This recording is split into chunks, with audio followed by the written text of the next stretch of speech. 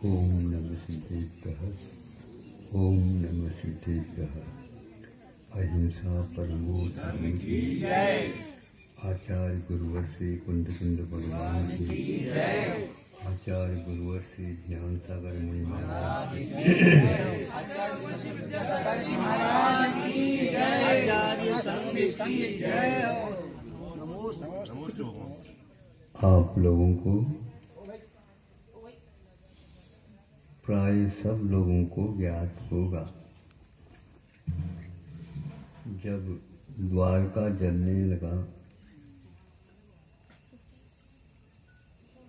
तो कृष्ण जी उसको बुझाने के लिए ऐसे ऐसे साधन जुटाए। समुद्र का पास समुद्र था, समुद्र का जल के द्वारा इसको मैं बुझा देता हूँ। और उपाय किया है, समुद्र का जल पंप के माध्यम से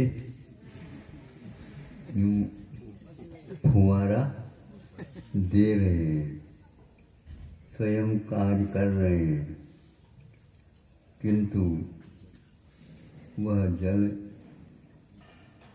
उस द्वारका को न बुझा करके उसको और उद्दीपित कर रहा है।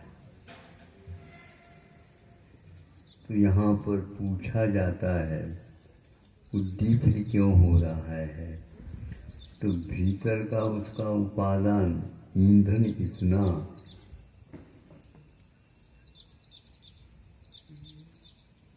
इतना है कि वह बुझ ही नहीं सकता। ऐसा कौन से ईंधन है?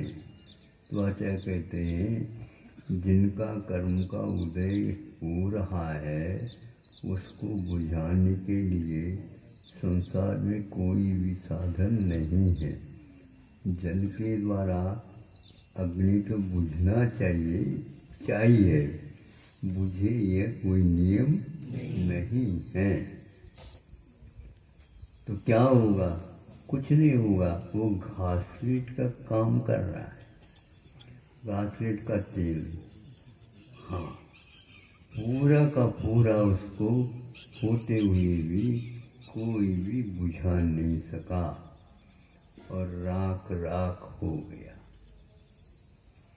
कर्मों का क्या बल होता है, क्या उसमें शक्ति होती है, इसका हम अनुमान कुछ भी नहीं कर सकते। शास्त्रों के माध्यम से पढ़ सकते हैं, सुन सकते हैं। जब उसका भीतर का अनुभाग कम होगा, उदय में कम आएगा, तो उस समय वह धीरे धीरे बुझना प्रारंभ कर देगा। अन्यथा उसके सामने किसी का कुछ भी नहीं चल सकता है। मेरे पास बहुत कुछ है, मैं कर लूँगा, तो कर लो। 3 खंड के अधिपति जब कुछ नहीं किया है तो कौन क्या कर सकता है? सब अपने अपने कर्मों के उदय से सब भोग रहे हैं, इसको कोई समझ नहीं पा रहा है। तो गुरु लोग समझा देते हैं, वो भी कहते हैं मैं समझा करके ही रहूँगा, ऐसा भी नहीं। क्योंकि आपको तो समझ में आएगा, आपके कर्म आपके अनुरूप थोड़ा सा होगा तो बुद्धि समझ में आएगी। तो सीता का जी रावण को समझा रही है, अब समझ में रावण को आ रहा है। तो अब तो आ रहा है, तो अपने आप आएगा। क्षेत्र ही बदल गया।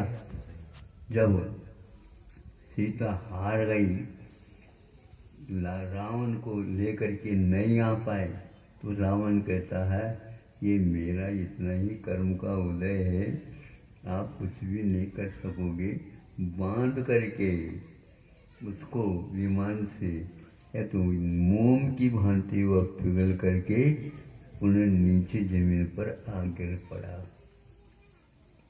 ऐसा है, इसीलिए कर्म बांधते समय अज्ञान रहता है और कर्म भोगते समय ज्ञान हो जाता है, तो भी अच्छा है। निकलने का यही एकमात्र उपाय है।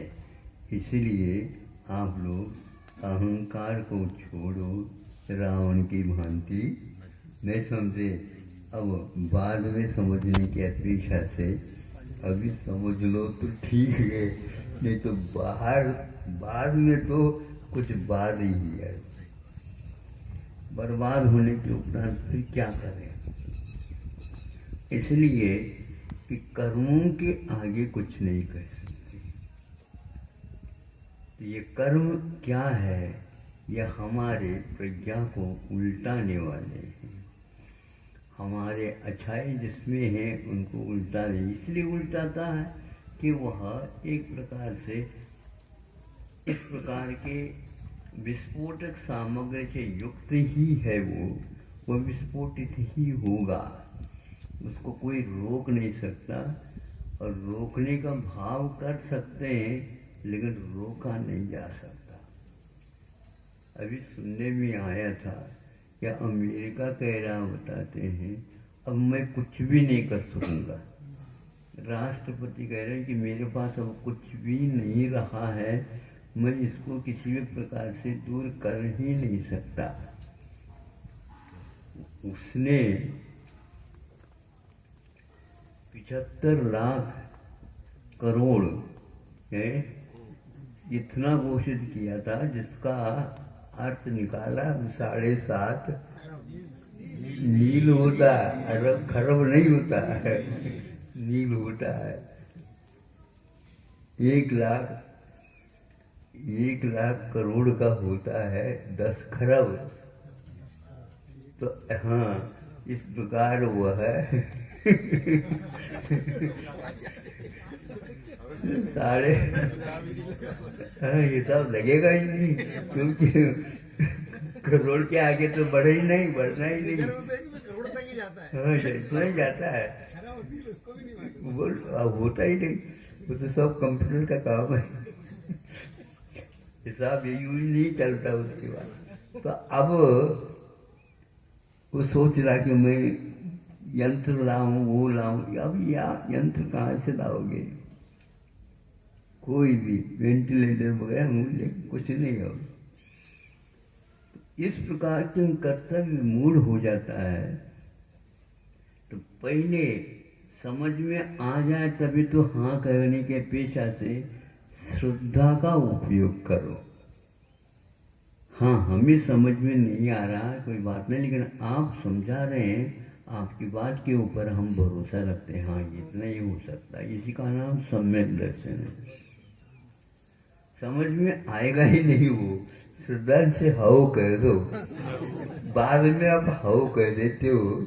इसकी अपेक्षा से जो पढ़ा लिखा होता है तो बाद में हाउ कह देगा, वो भी दिल मार करके, मन मार करके आओ, आपके कहलाने से हम हाँ कह देते हैं।